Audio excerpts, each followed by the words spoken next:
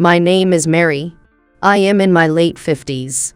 I lost my husband, and now I am spending my days quietly and precious. But today, a surprising turn of events had unfolded. To my disbelief, my personal sanctuary had been transformed, almost unrecognizably, into a room for my grandson, Andrew. I pondered, with a hint of bitterness, how my son John and his wife Ashley, seemingly carefree, probably spent their days away from home, neglecting their parental duties.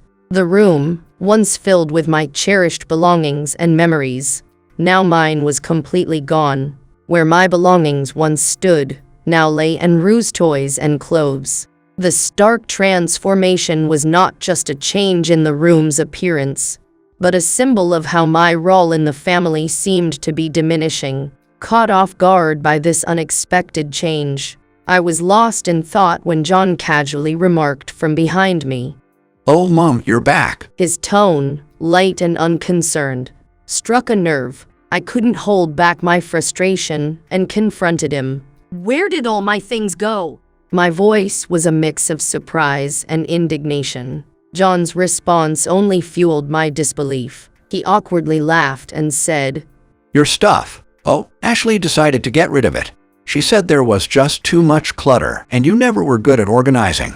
You should be thanking her, really." The casual dismissal of my belongings by Ashley, and John's nonchalant attitude towards it, was infuriating. I've always been the one to shoulder the burdens of household chores and looking after Andrew, and now they dared to invade my personal space.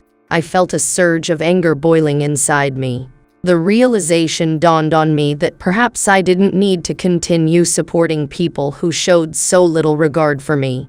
With this thought, I made a resolute decision. As I looked at John, standing there with a carefree demeanor, and thought about Ashley, who nonchalantly overstepped boundaries, I decided it was time to reevaluate my place in this family dynamic. The room's transformation was not just a change in decor, but a catalyst for a deeper transformation within me. 3 years ago, I faced the heart-wrenching loss of my beloved husband to cancer, leaving me to navigate through the solitude of living alone. In these days of quiet reflection and loneliness, my son, John, expressed his concern for me. John has always been somewhat laid back, even during the times of my husband's funeral arrangements, leaving most of the responsibilities to me. But the thought of his mother living alone seemed to stir a sense of worry in him. He approached me with a proposition that reflected his growing concern. "Mom, ever since Dad passed, you must be feeling lonely. How about moving in with us?" At that time, John and his wife, Ashley, were parenting their teenage son, Andrew. Andrew had always shared a special bond with me and my late husband, and the prospect of living with him seemed like a comforting remedy to my solitude. With a heart open to new beginnings, I agreed to the living arrangement. However, John then presented an unexpected request. He suggested renovating their home to accommodate a multi-generational living space, making it more accessible and comfortable for me.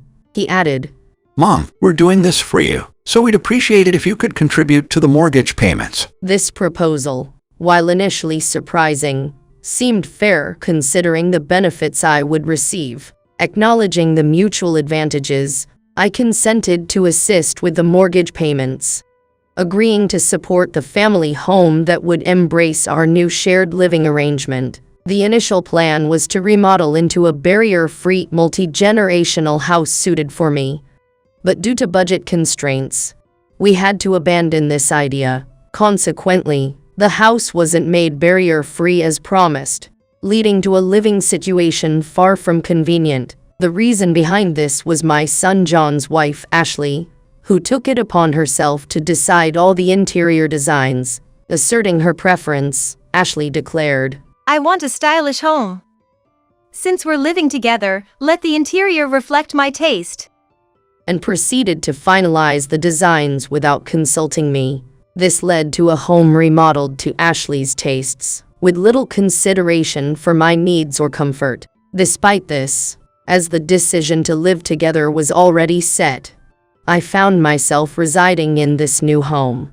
However, soon after moving in, we encountered a significant issue. There was a shortage of rooms. In our family of 4, including myself, John, Ashley, and my grandson Andrew, we found ourselves limited to just 3 usable rooms. Several rooms were designated as storage for Ashley's belongings, significantly reducing our living space.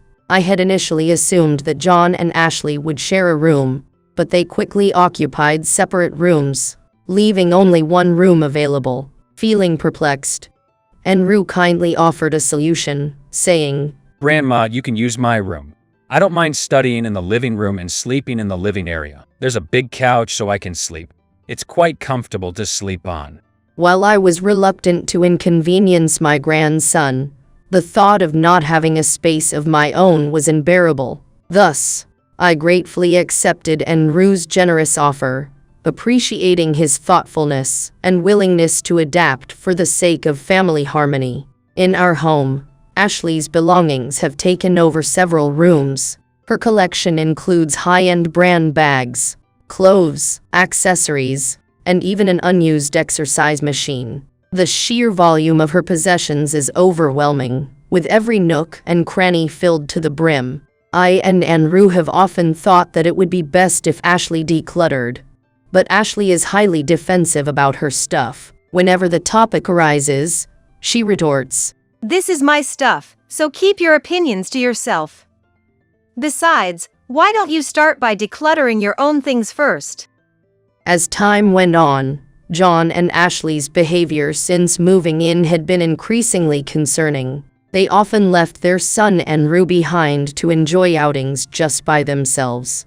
Their destinations remained a mystery, but their casual way of leaving, saying things like, "We're going out just the 2 of us today, so can you take care of Andrew, Mom?"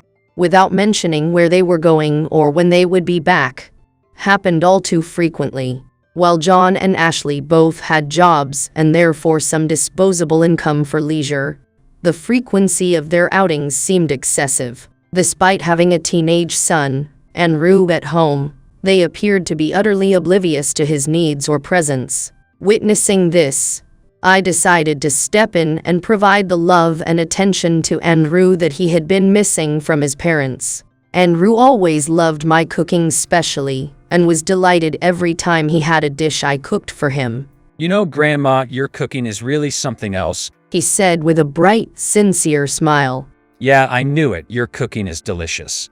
Grandpa always talked about it so much, and I've always wanted to have some of your cooking every day." Hearing these words, my heart swelled with a mix of pride and affection. When I brought him little treats as he was buried in his books, studying hard, his face lighted up with a gratitude that's both touching and heartwarming. He stopped his studies and said, "Thanks, Grandma, you always know how to make my day." Our time together was more than just shared meals and conversations. Andrew stepped up in ways that pleasantly surprised me. He took the initiative to wash the dishes, his hands carefully working over each plate and cup. He tackled the bathroom, scrubbing and cleaning with a diligence that's rare in someone his age. He even folded laundry, each shirt and pair of pants meticulously cared for. This level of involvement and responsibility in household chores were not something I've often seen in John, my son, and Andrew's father. John, unlike his son, had always shown a certain reluctance towards household tasks. It was only during his childhood, specifically in his elementary school years, that he participated in chores, and that was more out of necessity than choice. His summer assignments included a daily quota of household help, which he completed with minimal enthusiasm. Reflecting on this, I often found myself wondering about the nature of inheritance. John was never particularly keen on domestic tasks, but my late husband, Andrew's grandfather, was a different story altogether. My husband was a man of quiet diligence and deep care. He never hesitated to lend a hand around the house, often joining me in the kitchen to cook or clean up after meals. He relished my cooking, always offering generous praise and a helping hand. His approach to life was one of active participation and support. Remembering his way of being, I realized that Andrew may have inherited more from his grandfather than just his looks. I've come to hold great expectations for my grandson Andrew's future. Watching him grow brought me immense joy. However, on the other hand, I was utterly baffled by the attitude of my son John and his wife Ashley. Initially, without a word from me, they would dutifully pay the house mortgage and care for their son, demonstrating their responsibility in our shared household. But lately, they've completely shirked household duties, leaving everything on my shoulders. Ashley, who used to be proactive in household chores, has now ceased doing any cleaning or cooking. When she came back home, visibly tired, she said, "Hey, isn't dinner ready yet? I'm exhausted." And just waited for me to prepare the meal. John was no different. Upon returning home, he complained, I want to take a bath as soon as I get home. So why hasn't the bath been cleaned yet? Mom, you're always at home. Aren't you just being lazy? It was very heartbreaking to hear my son speak to me that way. Witnessing all this, Andrew sighed deeply and muttered, Will I end up like them in the future? I hope not. To encourage him, I said, Andrew, you always remember to say thank you for what others do for you. Unlike John and Ashley, you help with the chores. A good boy like you will definitely not turn out like those two. Perhaps if it had just been my grandson Andrew and me, these issues wouldn't have arisen. But life isn't always that simple. I found myself increasingly frustrated with the behavior of my son, John, and his wife, Ashley. One particular day's events significantly stirred my emotions. Ashley said to me, "John and I are going out, so we need you to look after Andrew. We're off to Disneyland tomorrow. I guess you'll never get a chance to go there in your lifetime." This wasn't unusual, but that day was different. What are you talking about? Haven't I told you several times that I have a trip planned with my old classmates starting tomorrow? I responded. Yes, I had made these plans months ago with my school friends, and I had mentioned it multiple times to John, Ashley, and even Andrew. The calendar in our house clearly marked the schedule for my trip. Moreover, since Ashley mentioned that she was going with John, he must have been aware of the date too. Even when I mentioned the planned dates, Ashley's response dripped with sarcasm and displeasure. "Really? A trip? I had no idea. But do make sure to take care of Andrew. It's rather unfortunate, don't you think, that he doesn't have his own room at this age? Perhaps you should feel a twinge of guilt for that." Her words struck a nerve. I was irate. The reason Andrew lacked his own space was directly due to Ashley's tendency to hoard and fill up the rooms with unneeded items. Obviously, that has absolutely nothing to do with me going on the trip. The unfairness of her accusation bewildered me. Why was I being painted as the villain in this scenario? I couldn't hold back and retorted sharply. What on earth are you implying? It's you who has been recklessly wasting space in this house. Your excessive possessions are the very reason we can't provide a separate room for Andrew, and yet here you are, deflecting the blame onto others. How absurd. Before you even think of burdening someone else with child care, perhaps it's time for you to sort through and get rid of some of your clutter. My words were a sudden outburst of pent-up frustration. Ashley, clearly taken aback by my uncharacteristic defiance, especially after I had silently borne the responsibility of caring for Andrew for over 2 years, was visibly stunned. "What? Why the sudden outburst?" She stammered, her face a mixture of surprise and confusion, before hastily leaving the room. I raised my voice, ensuring it reached her as she retreated. My travel plans have been in place for months now. There's absolutely no way I can cancel at this point. Now Ashley wouldn't have a leg to stand on if she dared complain. The very thought of her deliberately scheduling their travel to overlap with mine was a testament to her pettiness. Despite my irritation with her, I proceeded with my plans and left for the trip the next day. I texted my grandson to confirm, but Ashley and John had, after all, decided to stay at home. This brought me a sense of relief. However, during my absence, Ashley engaged in something unfathomable. The realization hit me only when I returned from the hot springs and opened the door to my room. What? My room has been completely changed. On returning home, I found Ashley absent. Probably out again, neglecting Andrew. But never in my wildest dreams did I expect to find my belongings gone, replaced with Andrew's. Oh, Mom, you're back already. John casually remarked from behind me. I immediately confronted him. Where have all my things gone? John responded with an air of annoyance. Oh, the stuff. Ashley said she threw it out. You had so much clutter, and she thought it was high time for some decluttering.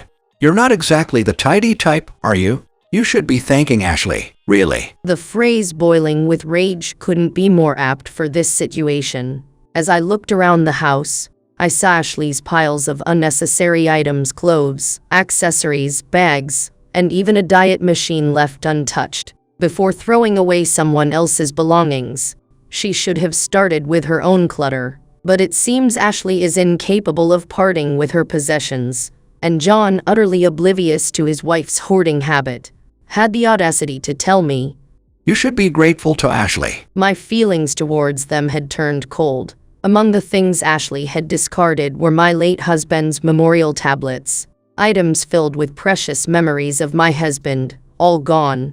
How could I possibly feel gratitude towards the person who threw them away? I had no more interest in John and Ashley. I promptly left the house, initiated the process to stop mortgage payments, and sought temporary refuge at a relative's home. Noticing my sudden departure, my grandson Andrew reached out. He wanted to talk, away from John and Ashley. He seemed eager to meet and discuss something important in private. I had asked Andrew to come over to a relative's house. He arrived with a large sports bag in tow. To my surprise, inside the bag was the mortuary tablet of my late husband, which I thought had been thrown away. Andrew also took out other cherished mementos that were dear to me. Andrew explained. Mom seemed busy since morning, so I asked what she was doing. When she said she was going to throw away everything, I pretended to help and secretly stashed the important things in my bag. I hugged him tightly, overwhelmed with gratitude and tears streaming down my face. When I heard they were thrown away, I was engulfed in despair. But having my late husband's mortuary tablet returned to me, I was deeply moved and couldn't stop crying. Andrew spoke with resolution. I don't want to go back to that house anymore. Dad and Mom are the worst kind of people, not considering others' feelings. If I stay with them, I fear I might become just as bad, and I hate that thought. Andrew poured out his long-held feelings, tears running down his face. He had struggled, witnessing his parents' differing values up close, and seeing himself reflected in their actions. Hey, Grandma, I want to live with you from now on. I don't want to be with those people anymore, he said through his tears. I embraced him and responded, Then let's live together. Just you and me. We don't need to endure and stay with those two anymore. Andrew nodded repeatedly to my words. Andrew had just turned 15, a significant age where he could choose his own guardians. I realized that he had the right to decide who his custodian would be. I had noticed, sadly, that his father, John, and mother, Ashley, lacked the crucial qualities needed in parenting. I was concerned that they wouldn't be able to raise Andrew properly. Seizing this opportunity, I decided that I would take over his upbringing. Without hesitation, Andrew began packing his belongings, readying himself for a new chapter in life. To prepare for our life together, I rented an apartment and awaited his arrival. John and Ashley only realized Andrew was missing a week after he had moved into my new place. In a phone call, John inquired, Hey, Mom, by any chance, is Andrew over there with you? His lack of urgency upon realizing his son had left was infuriating. You don't deserve to be a parent. I retorted sharply and hung up the phone. The following day, John called me with another concern. Mom, what's going on? I thought you were handling the mortgage payments. Why did you stop? The real estate agent came to me demanding payment. And when did you leave the house? I was shocked that John hadn't realized Andrew had left home, but even more so that he hadn't noticed my absence. It was clear that John and Ashley had little interest in us. Perhaps they were still caught up in the freedom of their premarital relationship, continuing to live as if they were still in that carefree period. Consequently, they had been indulging in a luxurious lifestyle, neglecting the home environment entirely. Ashley threw away all my belongings, and I refuse to live with someone who acts like a criminal. I'm done with the cohabitation. Since the house is in John's name, you'll have to handle the mortgage payments. John's response was, Handle the payments. I don't have enough money in my account for that. I sighed. I had known for some time that John's account was empty. He and Ashley had been neglecting their child, spending extravagantly on fine dining and vacations, leaving them without any savings. There was no money for Andrew's education. Knowing this, I had been diligently saving to ensure Andrew's future educational needs. John and Ashley assumed I was always at home, but in reality, I've been active as a professor at a university. This has provided me with a steady income, along with the assets left by my late husband, ensuring Andrew's educational funds. I'm aware of that, but you've been noticeably slipping up at work recently, leading to a salary cut. Despite this, you continue to squander money as before, and now I hear you're even borrowing from questionable sources. I said, If you know all this, why can't you help me? Can't we just live together as we used to? John pleaded. Stop being so dependent. You've been neglecting your child and exploiting your mother, and now you're asking for more money. It's time you took responsibility for your actions. I replied firmly. But, Mom. I could hear John starting to cry on the other end of the phone, but my heart felt nothing for him anymore. Andrew doesn't want to live with you guys anymore. I'll be taking care of him from now on. You two don't have the money to support him anyway. If you want to continue living in that house, make sure you pay the mortgage. I'm done involving myself with you. Goodbye. With that, I ended the call. While I hadn't blocked their calls, John and Ashley had made over 100 attempts to contact me, leading me to reluctantly set up a call block. They later tried to persuade Andrew to live with them again, but he adamantly refused. Their reputation for neglecting parenting responsibilities was well known in our community, so they couldn't forcibly take Andrew back. They ended up living alone, but their precarious financial situation, burdened with dangerous debts, made it impossible for them to keep up with the mortgage. Eventually, they lost the house and were last seen being taken away in a black car. Neither I nor any relatives know where they ended up. However, I take solace in the fact that Andrew, the grandson they left behind, has grown up to be as kind-hearted as my late husband. I'm grateful that I didn't refuse to live with him. I am now more determined than ever to be an adult that Andrew can be proud of.